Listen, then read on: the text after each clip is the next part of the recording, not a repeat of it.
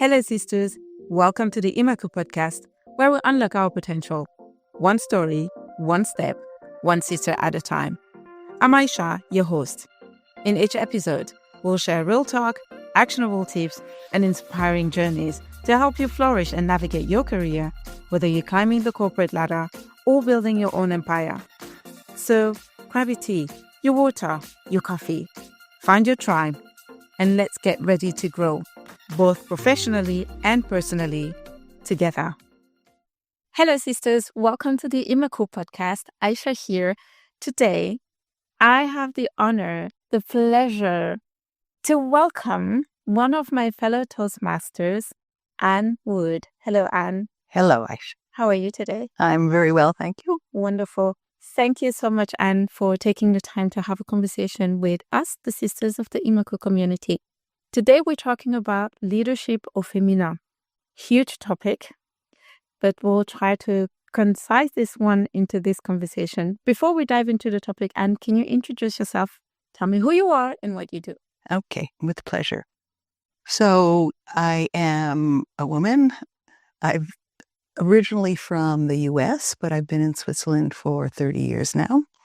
And I've had several different careers, but my present one is a leadership coach and consultant. And I'm married, I have 4 children. And yes, I've been living in Switzerland for close to 30 years now, so also Swiss. Wow. So, Anne, I can only assume, and you'll tell me if I'm right or wrong, that you have a wealth of experience when it comes to coaching and leadership. So today, when we see a lot more women taking on leadership roles, we know that it is crucial to define leadership for women because we cannot lead as men do. So the question I want to ask you now is, what does that mean for you, leadership or Féminin? Wow, you're starting with the big one. Yes, and then we're going to, that's how we do. We start with the big one, and then we're going to drill down into the detail. Okay, fine. So basically, I think, first of all, you have to separate leadership and being a woman in the sense that leadership skills and leadership ability is both male and female.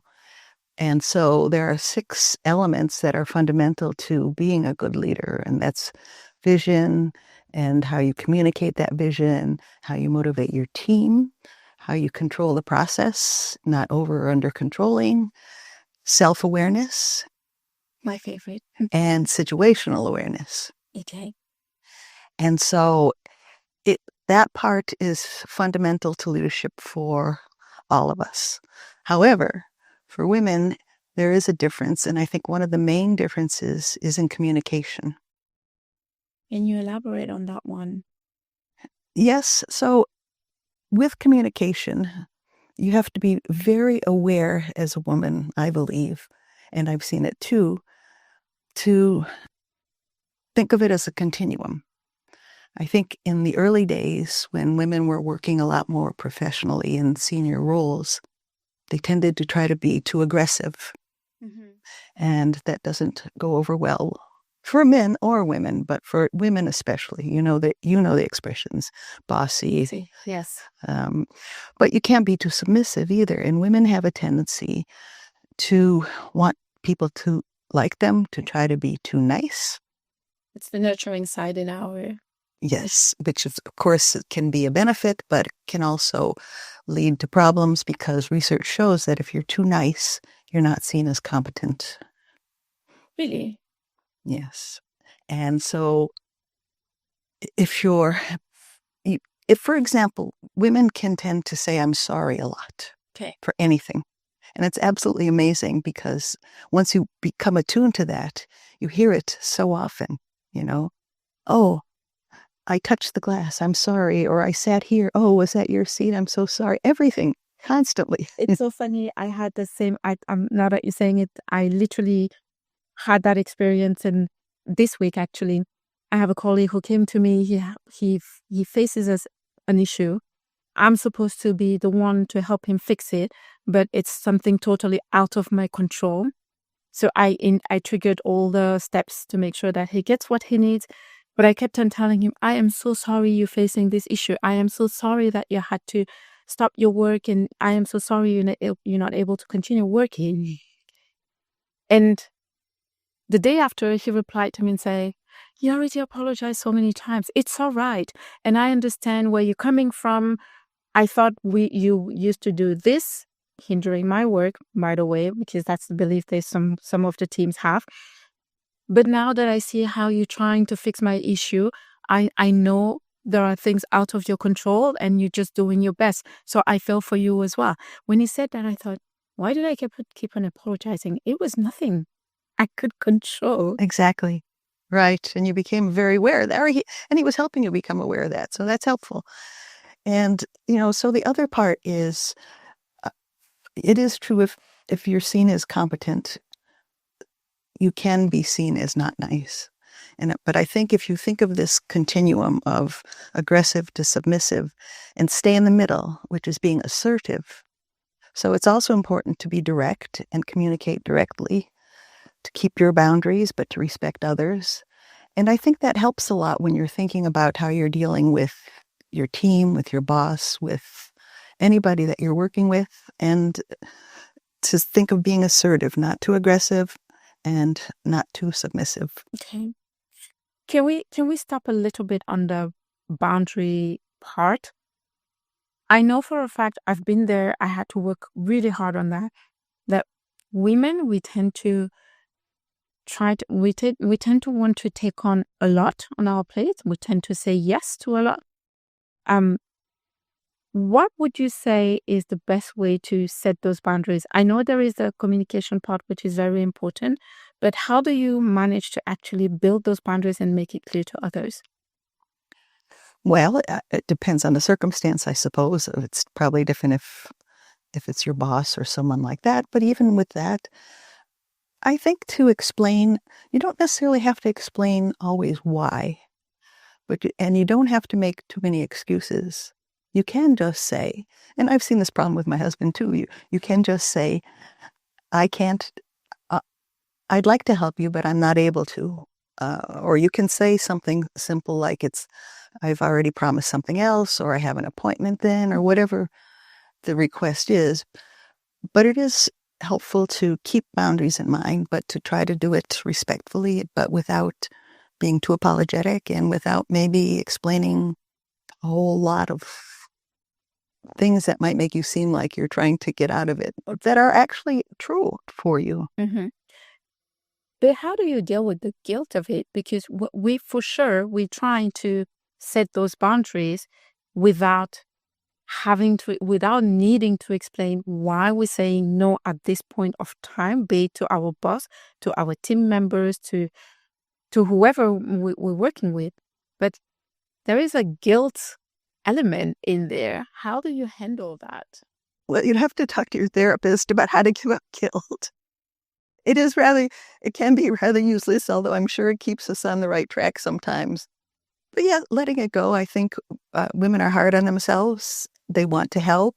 They want to do everything to help people, but they also want sometimes to be too perfect. And so there is that Frozen song, Let It Go, was popular for a reason.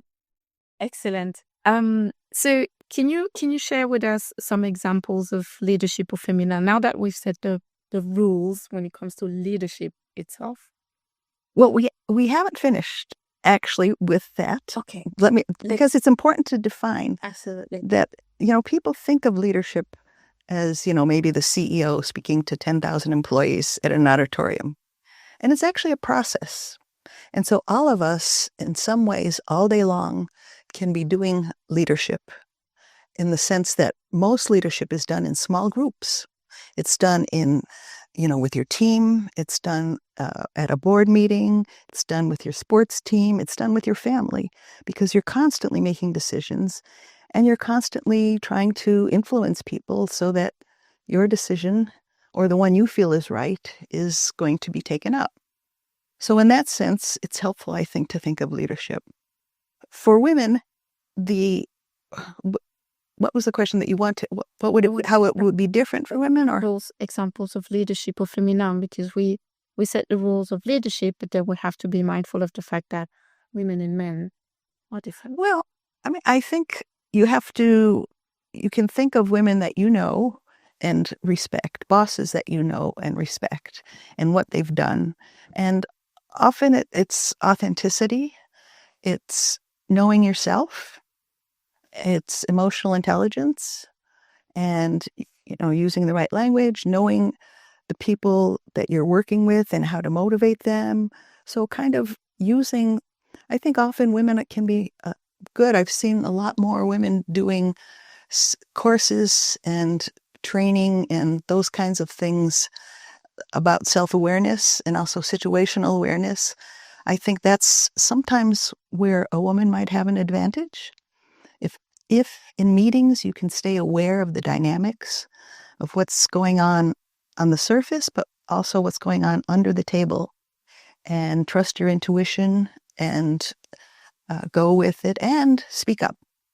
I would say that's one area that women who can speak well directly and aren't afraid to jump in are often more respected, and their ideas can be taken up, although they can also be ignored and spoken over.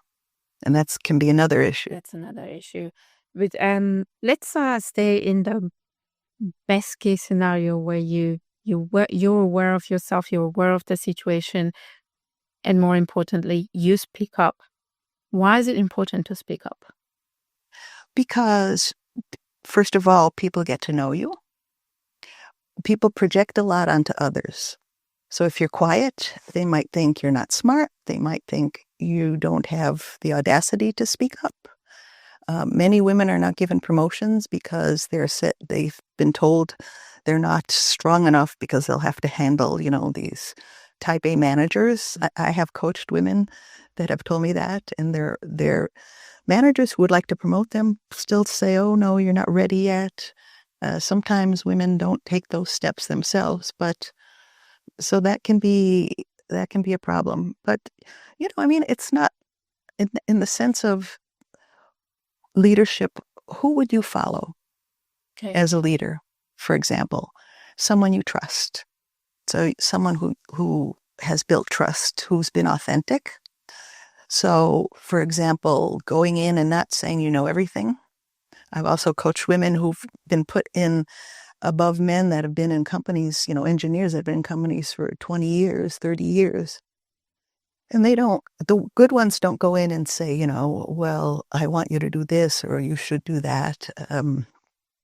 They learn from people, and they respect them, and they respect their boundaries. And so you can kind of picture the ideal manager. Have you had one? Yes. Okay, a woman. I was lucky to have one. It was in my early career. It was the second big company I was working for. And I remember entering the company. Well, I sort of had a mishap at the beginning of the process because the person who recommended me just disappeared. Because I was associated with that person, I was deemed to be someone not serious. Hence, just at the time I was going to receive the offer, they said, "We're not going to give you the offer." So I had to fight tooth and nail. I had to explain that you cannot associate two persons. You haven't even given me a chance. And I was given the chance. The first thing I remember clearly, when we had our first conversation when I joined, she told me, "I really liked you from the get-go. I'm sorry we tried to take the shortcut, but right now all the lights are on you, but I'm willing to give you the chance and give you the space." She showed me all the ropes of the job. She made sure that I had the right mentors to show me the little tricks which would allow me to grow very quickly. But more importantly, whenever something was about to go wrong, she would defend me in front of the entire team, and we would lock ourselves in a room. And at that moment, I would be given the hardest time of my life. But she never did it in a disrespectful way. No, it always was about, "Have you seen what happened here? This is the lesson you need to learn. Do not ever do that again.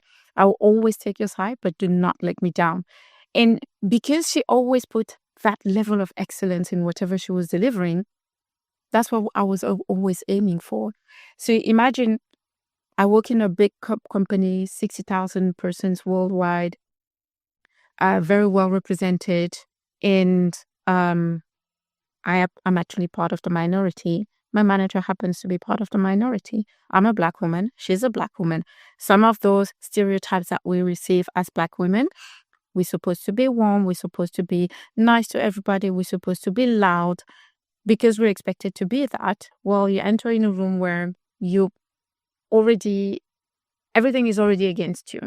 So you have to make sure that when you speak up, that you are clear in your communication, you are crisp, and no one can actually come at you for that. And she was so brilliant doing that. And I know how influential she has been for my career. And thanks to her, actually, I was given the chance to work on amazing projects, and that allowed me to be kind of noticed by the upper management, and I entered one of those Ivy graduate program of those big companies. So yes, That's beautiful. That's beautiful. And that's exactly a demonstration of the respect of you give for a leader that is able to do all that. Plus, it's a brilliant illustration of, it sounds like she was both a mentor and also a sponsor. And so as a mentor will, help guide you in getting better and doing things, but a sponsor is even better when you find them, and often they have to find you because they have to trust you enough to be able to talk about you to others, to say, Aisha should have this job, or she's perfect for that. And that is really a wonderful position to be in. So that's fantastic. I know I was absolutely grateful. So we're talking about all of these. So we have to set up. We're talking about leadership of Féminin, what we should look into. But obviously, we started brushing a little bit, on the challenges. What would you say are the three main challenges women face when we talk about leadership? Only three? Okay, please, let's start three. And All right. Well, so there's a micro level. And so we've spoken a little bit about that. The micro level is the woman herself and what she needs. She needs to have self-confidence. And so she needs to find ways to build that up, to have with a support group, a community. We can talk about that in a bit because I'm a big fan of community support communities. And also, so self-confidence and learning how to communicate well, also critical. And the third one, I guess it's time and family. And so that brings us to the macro level. okay, I think there are some big issues now. One of them, it's society. One of them is retention of women, because a lot of women are leaving the workforce. And it's because society is not providing enough daycare. It's not providing enough support for families. It's not just a woman's issue once you have children, right? yes, And there's also a backlash against DEI now. And I'm sure you've read it in the news in the U.S. about diversity, equity, and inclusion. And so I think that kind of thing has caused a lot of resentment. And so I think it's for women have to be delicate now about playing the female card. And so that's also a challenge. But I think, yeah, time is the biggest issue for women, and how you balance everything, and one of the problems because of this women's group that I'm part of, BPW, Business and Professional Women, that we'll talk about in a little while, we have trouble getting younger women into the organization because you're so darn busy if you're young, establishing your relationship, having children, and working is an incredible load. And I think that is one of the biggest challenges for women. When it comes to that, we have those conversations around flexibility at work, being able to work from home 2 days, 3 days in a week. Could it be one of the solutions? When we're talking about corporate, this is one thing. On the other side, I am also a big fan of community. I do strongly believe in the fact that if you don't have a community, you will only struggle.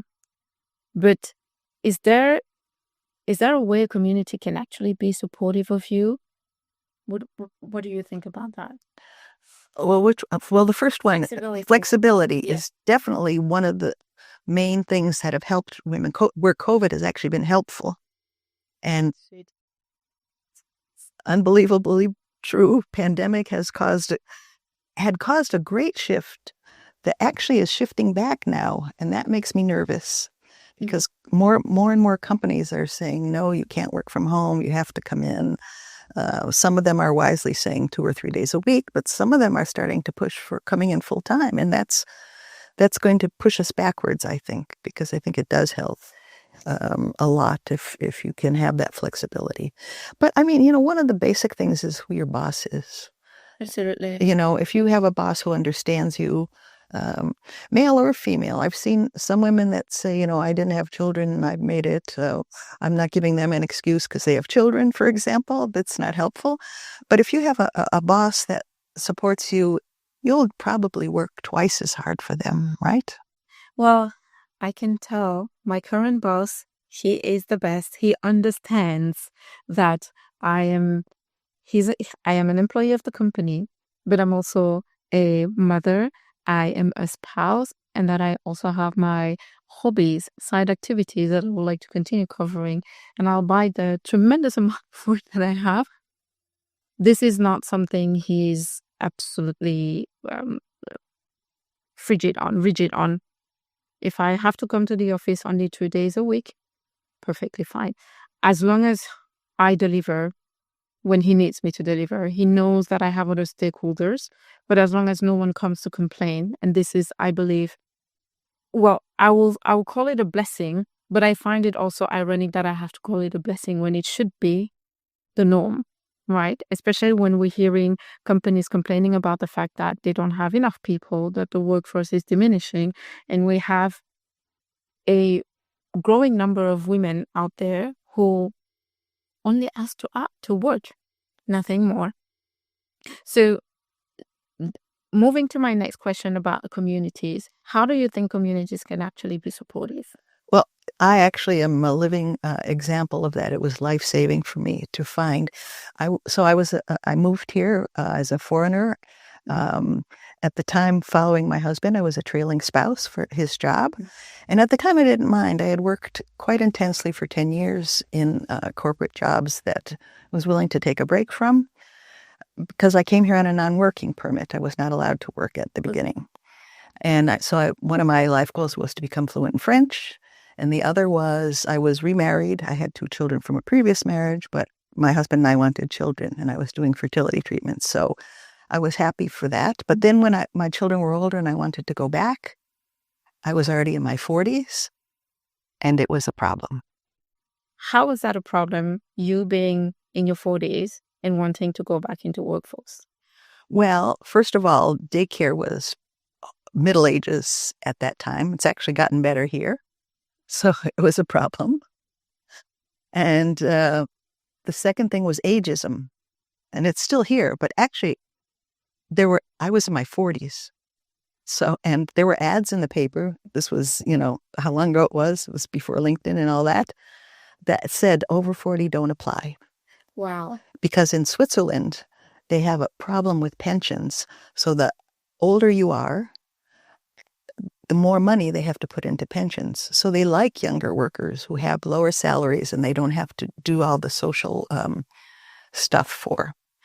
So that was a problem. I became very depressed. Understandably so. And frustrated because I didn't think my professional life should be over in my 40s. And so moving to another country obviously is another problem, but something saved my life. I went to a WIN conference, Women's International Network.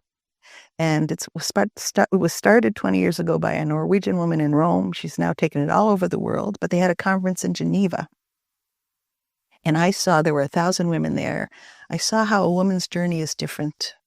I saw VPs from Procter & Gamble that were very impressive, but they were honest. They said, my husband has a flexible job. I have 2 nannies, and this is the way we structured our families. I saw women from Africa who were starting their own businesses. Just saw a whole range, and I realized my journey isn't that different. It's just another one in a line of women in the world. And there I met the president of the Business and Professional in BPW Lausanne. Okay. And so BPW is an international organization started 95 years ago by an American in Geneva. And it has 30,000 women worldwide now in 100 countries. And in Switzerland, there are 36 chapters, each one the language of the region because of, the French, German, and Italian. And then about a little over 10 years ago, they asked me to help start the first English-speaking chapter that meets between Lausanne and Geneva. And so I found there my tribe, my community, because it's funny. My daughters, when they were growing up, said, "Oh, Mom, you're a feminist. Dad has problems too." And I'd always answer, "I know he does, but they're different." And this is where I find an incredible support because we have monthly meetings, women from all different professions, entrepreneurs, lawyers, doctors, Indian chiefs, whatever. And we have some kind of personal development, either a speaker or a workshop, and then have dinner together and talk about that and help each other and sometimes help each other find jobs, but at least to find that women have ways that they can give ideas and help and feel supported and not alone. Okay. Do you think an organization like BPW could influence the current policy within Switzerland when it comes to, for example, daycare? Or for another example, we're not even talking about DEI, but just recommendations to make to companies when it comes to their hiring processes so that women, young ladies are feeling a little bit more welcome when it comes to the hiring process. The reason I'm asking you this is because I might need to hire someone at some point, but at this point, we're hiring in my team. I'm the only woman in my team. And if you add up on top of that the fact that I'm the only Black woman, I stand out. I have an amazing team. Don't get me wrong. They're absolutely lovely. Everyone is willing to help whenever I raise my hand. I'm always giving room when it comes to talking about my area of expertise. People come to me when they have specific questions pertaining to my area. But then when we start the recruiting process, there's no women. I literally see no women. And I have been complaining a lot about it lately. So I'm wondering, can a community like BPW or any other community, I'm thinking about other communities that I know of in Switzerland, can we influence the policies somehow? And if yes, how do we do that? Absolutely. So one of the mission statements of BPW is to lobby for women. They have consultative status at the United Nations, for example. And they also, BPW Switzerland is very active politically. They don't take political sides, but they're active in promoting the issues that are important for women. And so they've been very involved with that. Many Swiss politicians, women, are in the organization. And they actually take an active role in trying to promote that. And also, there's a lot of work done now at the University of Lausanne, at EPFL, at the engineering schools, and BPW participates in that. Our club does too, of holding, talking to young girls, getting them into the math and sciences. There was just at the International School of Lausanne, there was a big day called Potential, I think, where they had women role models come in and speak to the students from the different professions. And I actually had a job for 2 years at State University of New York to promote engineering to women. Yeah, we're lacking them. I'm in tech, so I know what you're talking about. Yes. It's growing. There are more women in it from what I've seen, but it is difficult. And it's also, it's a challenging societal problem as well. Actually, what I found in my own informal research was a lot of women, if they have parents that are technical, then they become interested. For example, a lot of people don't know what an engineer does, and so once you they learn more about it and learn the different things. You can work in civil engineering, you can work mechanical, electrical. They become more interested. So there's a big push for that. Also, our club, BPW Lake Geneva, is giving not a scholarship, but what would you call it? Funding for a woman sports coach in the area, who's coaching young girls. She works at UEFA, the soccer federation there, and she's actually going to be speaking at our club in April. They promote girls in sports teams so that girls learn to be out there and learn how to compete and things like that. But your problem about getting more girls interested in math and sciences is there's a lot of support or projects to do that, but it is still challenging. I do have a story, though, about Christine Lagarde, who was president, the head of the IMF. And she used to, she'd go in and talk to CEOs who'd say to her, "Oh, Madame Lagarde, we would love to hire more engineers, but there just aren't enough." And so she started carrying around their CVs with her and giving them to these guys and saying, "Oh, really? I happen to know a few." So, I don't know if that helps you at your level, but in what you're doing, but it's a challenge. I had to be honest with my manager when we had that conversation. I was complaining about, because he told me, "Oh, you're going to have a new colleague, and that person is going to help you do this and this and that." And I replied, "Is it a she or a he?" He looked at me. I could see he was sorry, and he said, "Unfortunately, I had no female among the candidates." And I had to be honest, and I said, I cannot blame you for not trying, because I know you are an advocate when it comes to that topic. But we also need them to apply. When we're putting jobs out there, I mean, I'm looking at my network. This is the first place where I go and ask, would anybody be interested? No one is. Either because it's not they don't have the skills, plain and simple, or some of them have been in the industry, but they have been traumatized, literally, and they're just thinking about changing industry. Some of them have the resilience to continue to push through because this is their passion and they know this is what they're supposed to be doing. It's their calling, but it takes so much out of them. And one of the girls I remember, one of the friends, she's not a friend, she's more of an acquaintance. She joined the same program, the same graduate program I did as an engineer. I did it as a salesperson. She did as an engineer. Very intense, very tough one. And if you're able to get out of it, you're part of the good ones. Not only because of your skills, but also because you put in the work and you also had the grit and the resilience to go through it. 6 months on the job, I see her in front of the server room and she's crying. What is going on? I don't know what to do. This is too much. I'm going to quit. I can't continue like this. I'm being talked down. I'm being I doubt myself. And whenever I want to speak in a meeting, I'm being looked at as if I didn't know what I was talking about. What's the point?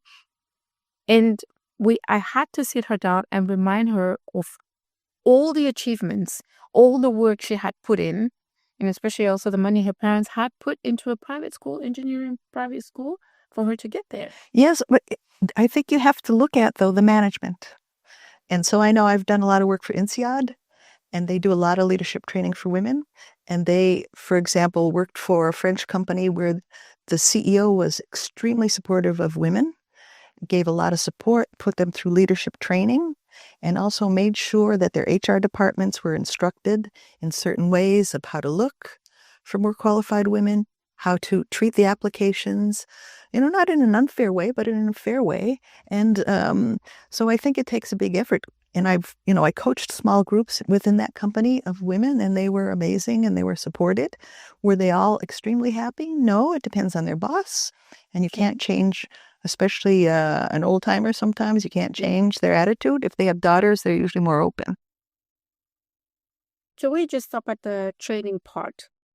There's a trend where a woman who wants to take on a leadership role, managerial role, she's told that she needs to be mentored. So let me put it bluntly. I don't believe in mentoring a woman for a leadership position, because we know that a woman has to prove herself twice or thrice as much as a man. She is not going to be looked up for a promotion based on her achievement. While a man, his achievements, they're speaking for himself and he's being given a promotion. But we're talking about, oh, let's mentor you to prepare you for the position. While a man is not going to be mentored, he's going to be on the position and trained on the position. I guess what I'm trying to carve out here is, how do we make that shift happen? Mentorship for women, training for men. When it comes to that, I think both should have mentoring and training. I'm not sure that men don't have mentors. If it's an attitude of the woman isn't ready yet from a manager, that's the manager's problem. So I encourage women to go out and push their HR departments to get more leadership training, but and to do things like join Toastmasters to build their speaking and their self-confidence, if that's one of the issues, and and to push back, but in a respectful way. So, I mean, the problem is it coming from the top or is coming from the bottom? I also had a professor once tell me, oh, there shouldn't be separate leadership training for women. And I don't agree with that. I think women can do both co-ed, and I have worked in co-ed groups because, of course, they're working in a man's world and they need to learn how to operate there. But they also can support each other in a way, in the same thing I said about BBW, in a supportive way, and have that as well. So mentor, sponsor is fine. But if the manager is using it as an excuse to not promote the woman, that's a different issue. She'd have to work with her manager's attitude. Okay. How do we educate managers? Well, interestingly enough, in these programs at INSEAD, they make the managers watch 4 videos so that they know what the program is like, the leadership training for women, because a lot of them have a bad attitude towards it. And they encourage both the woman and the manager to have conversations about it, and then encourage the women afterwards to go in and say, okay, I've done this. Now where am I going? What am I doing? How do I move forward in my role? So it's kind of a juggling act between the manager and the employee, but and often women are given extra work too, like being the spokeswoman, and that's supposed to be on top of their job. Hang on. Yeah, and so that is an extra time burden or I've had. When I was president of the BPW chapter and we'd go into companies, they'd say, the HR department would say, we've been tasked to do more, DEI and women's programs, and can you put it together for us? And we're a volunteer organization, so of course we couldn't. But these poor women were struggling because they wanted to do this, but it's on top of everything else they're doing, right? But how come with the wealth of resources we have today, you hear about leadership program here, leadership program there, train your employees to be the best leaders. Do you want to be the best leader? Take on this course. How come we're still struggling and having these kind of conversations? Well, you can just look at politics today because the people that are interested in power are not always interested in the people working for them, right? But that's where it's very contradictory, because I mean, they're in power, they have their own agenda, fine, but they don't understand the fact that if we, the commoners, are not there anymore, there's no power for them anymore. True. See, actually, there was an American politician who said that you can be the best leader you want, but if you don't have a follower, then you're just someone out for a walk. Word. Absolutely. A leader needs followers. But yes, but people put in those positions are not always great leaders, and that's unfortunate. But okay, now let's shift a little bit there. So we have politics, but then we also have us commoners doing our thing. How can we take a better control over it? We will never have 100% control, obviously, but how can we? What are the specific actionable things that we can implement to actually enhance our positions, our leadership when it comes to the spaces we're in? So we've discussed about being good at communicating, having the vision, making sure that we communicate that vision, speaking up, setting boundaries. That one is very important, building a community. But these are, I think to some extent we all do that. I'm a woman of action. I like to see things being set up. For example, if I take my case, I want to have another kid. But my husband and I were extremely worried about daycare, for example. And given how much how we share the responsibilities, it's really 50, not 50-50. Some days I'm an 80, he's a 20. Some others we're 50-50, and some others he's the 80, I'm the 20. But we're really wondering how this is going to fly for us. Because if we compare with our life in Germany, when we found the kindergarten, it was from 8:30 till 6 p.m. And we knew we had the day to deal with work, with our other activities, and then from 6 p.m. during the weekend. Right. In Switzerland, it's going slower. I would say get active with your politics, get active with BPW, that is pushing for better daycare. I've seen improvement since I've moved here. There are female politicians that have lobbied and pushed for more daycare, for more support for the family, not for just for the women, right? Affordable. Is it affordable? Affordable? That's another. I know, and that's an issue. But I mean, it's a slow process, and it's a difficult, complicated process, and it's happening slowly. But more and more women are needed in the workforce, and Absolutely. hopefully it will get better. Now, I want to ask you about, because when we talk about leadership, we talk about self-awareness, we talk about your communication style. What would you say are the number one mistakes? So I look at my sisters in my community, and we go in, most of us, we're eager to put in the work, we're eager to show what we're capable of. But most of the time we face walls. What would you say is the first mistake that we have to make sure that we don't make when we're stepping into those walls?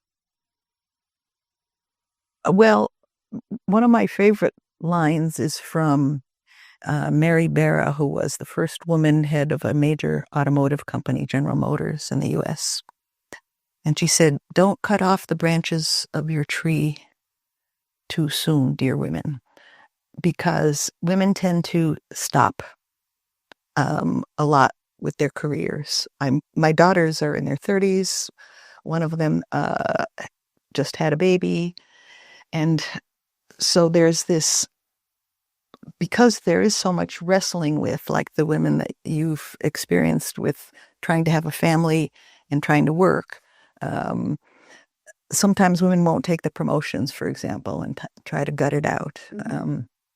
There was another woman I know who was a professor who had kids and then was going to stop her PhD, and her husband was supportive to help her gut it through because he knew she would regret it. So that's one thing. Otherwise, once you get into the workforce, you have to understand what the trade-offs are, and you have to try to, men and women are trying to find things that both bring them passion and bring them income, and it's very hard to juggle. And so, and now if the couples both partners work, then it's also very hard. In this economy, it is necessary. It's necessary now, and it can be that because the economy has gotten so bad that there is this push for both of the couples to work, whether they want to or not. And so it is a juggling act. So I don't know, does that help? Is there more to that? It does. It's really making sure that we're not abandoning the vision. If I have to sum it up, because I know you just mentioned the PhD. I know of a lady who wanted to have her PhD, and in her industry, she's one of those very, very rare females. She's in construction. You can imagine how little the number of women is in there. But she wanted to pursue her PhD, and at a certain point, I remember vividly, we were having a group conversation, and she was telling us how she was thinking about giving up. So for about a week or so, every day we would drop a message in the WhatsApp group and remind her, you're doing this because you wanted to and you're good at it. You should not give up. And it was advised, just little encouragement phrase sentences like, just go with 10 sentences today. Oh, today if you did 10 sentences, can you try an entire page? Did you try an entire page? Good girl. We're rooting for you. That's where the community is very important as well. So first, I guess what we're trying to say is the one and only mistake that no one of us should make is to cut the branch of the tree. Just continue growing, making sure that they're pursuing whatever makes them fulfilled. And ideally, a lot depends on your spouse and how you work together. There's a good book on that, Couples That Work, by an INSEAD professor that it actually is true, because you have to do trade-offs and you have to make contracts with each other about, first you do the PhD and then but, I know for men too, that might hate their job. And then one of the women has to keep her job so that he can become an entrepreneur. So there's that trade-off. And, so it is important in who your spouse is, but you can't say to someone, well, pick a better spouse afterwards. Once the choice is made, the only thing is to make sure that you're making it work. And exactly. The community can help. Therapy can help. It's nothing. It doesn't need to go south before. That's right. Seeking therapy. Coaching. I'm coaching someone now. Actually happens to be a man who also wants to make changes and has to work with his wife who works to get an arrangement so that, you have to make money for a living too. Yes, absolutely. So that's an issue.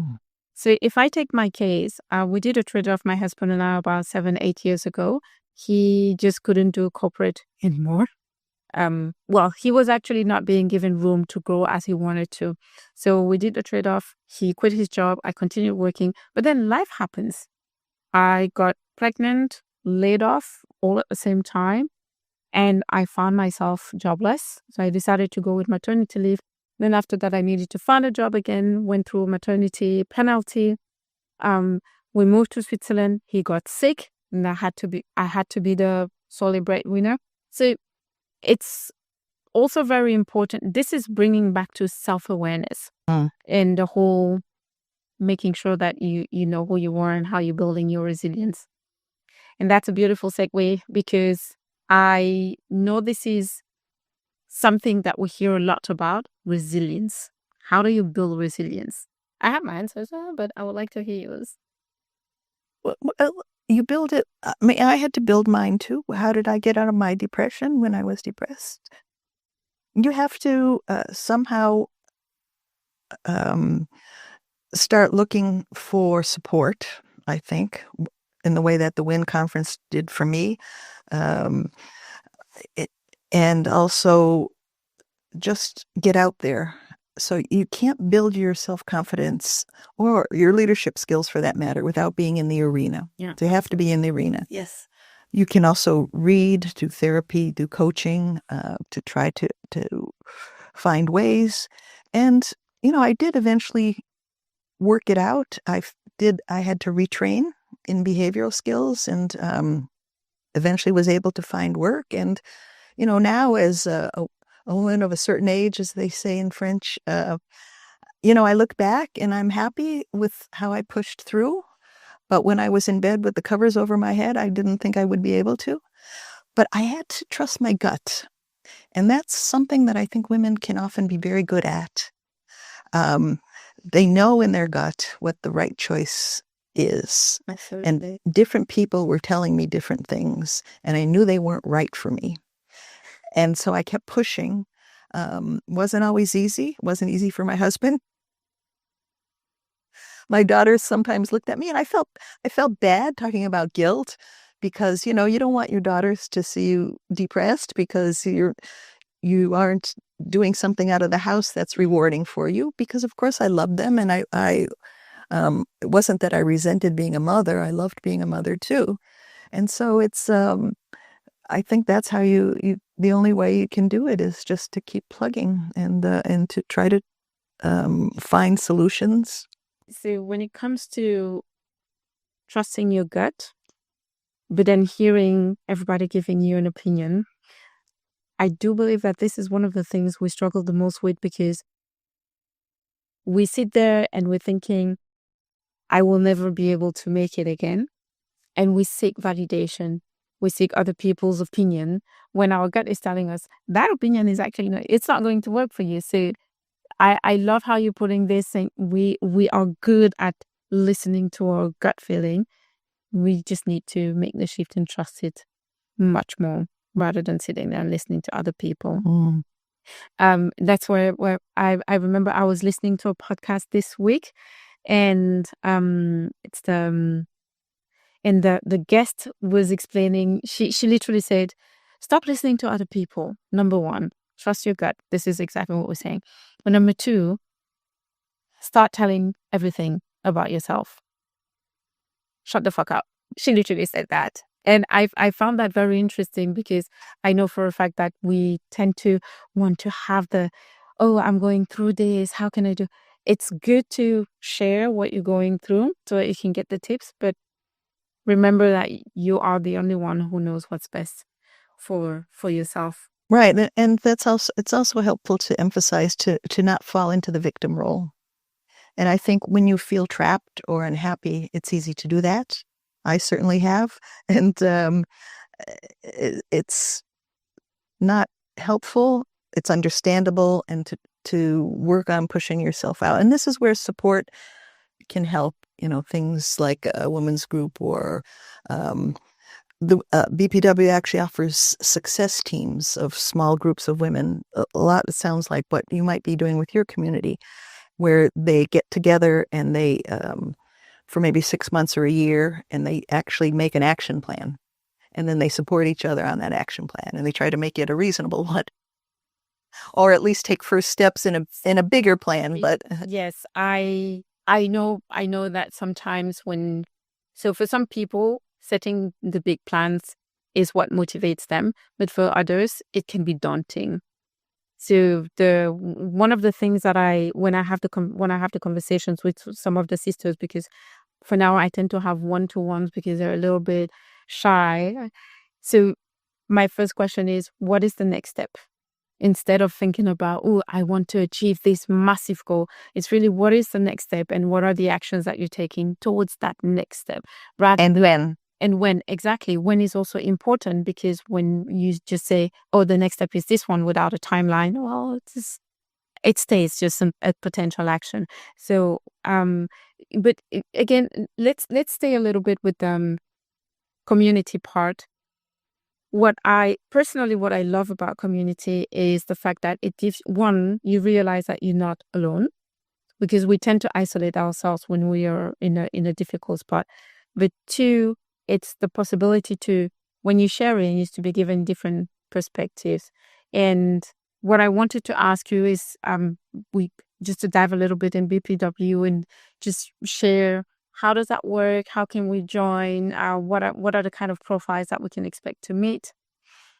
Well, you can join by just finding out where you live and go on bpw.ch, and it'll show you that's the Swiss website. It'll show you where there are clubs. Like, for example, there's one in Lausanne, there's one in Geneva, and we meet in Morges, the English-speaking one. So it depends on the language you want to.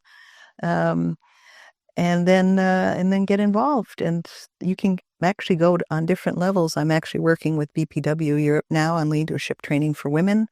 There's even an international level. It depends on where you want to go. And actually, being in a volunteer organization and being on the board or the committee is a very helpful way to build your leadership skills. Circling back to the leadership skills, because you can practice in a safe environment. Yeah. It can be very challenging because people aren't getting paid, and so you have to figure out different personalities as well, how to motivate them, and yeah, so that's another way to build your skills. But we're actually over the 1 hour mark time. This was an extremely interesting topic to dive into, and I'm pretty sure we just scratched the surface. Absolutely, there were a lot of different topics here. What advice would you give to the sisters of the Imakhou community when it comes to leadership? As in, they're looking at it, they don't think that they can be leaders. What advice would you give them? Just think about how much you are a leader already when you're working in small groups. And I'm very much believe in experiential learning. So practice. If you feel you're really so submissive that in your family runs over you, practice in a safer environment. But yeah, with your friends groups, with your sports teams, just practice, get out there, do training, read books. I mean, it can be a lot, but it can be helpful and supportive. And that's how you develop. Okay. So for the ones who are more on the practical side, like me, I know I like to practice directly. That's why I really enjoyed my time being part of the Toastmasters, our club committee And president. As well. And now, with obviously with this project and the network as well, others prefer reading. But what I'm taking away from this is really action. Definitely. You cannot become a leader by reading the 7 effective steps to leadership. Leadership is a combat sport. You have to get out there in the arena and do it slowly if you're really shy. I mean, we actually have 2 levels in BPW. There's a personal empowerment program for younger or women that teaches skills like negotiation, speaking skills, and those kinds of things that you need more in the beginning of your career when you're getting skills, right? But the advanced leadership is more for once you have a team. But remember, leadership is a process, and you're doing it all the time in small groups, all day long. So once you become aware of that, even in play yards with little kids, you see those dynamics. And if you can learn about group dynamics, that's very helpful and very interesting, because every group is different and the dynamics changes how you behave. So wonderful. Well, we've extended a little bit, and thank you so much for taking the time to be with the Imakhou community. Sisters, we hope you enjoyed this episode. More importantly, that you learned a ton. Make sure to drop your comments and to let us know what you thought about it. And thank you so much again. Thank you, Aisha. My pleasure. Thank you for listening to this episode of the Imakhou podcast. We hope you enjoyed it and learned something new. Join the Imakhou movement and connect with us on our website, imakhou.com, and our social platforms. We look forward to seeing you again next time. And remember, rise together, shine brighter.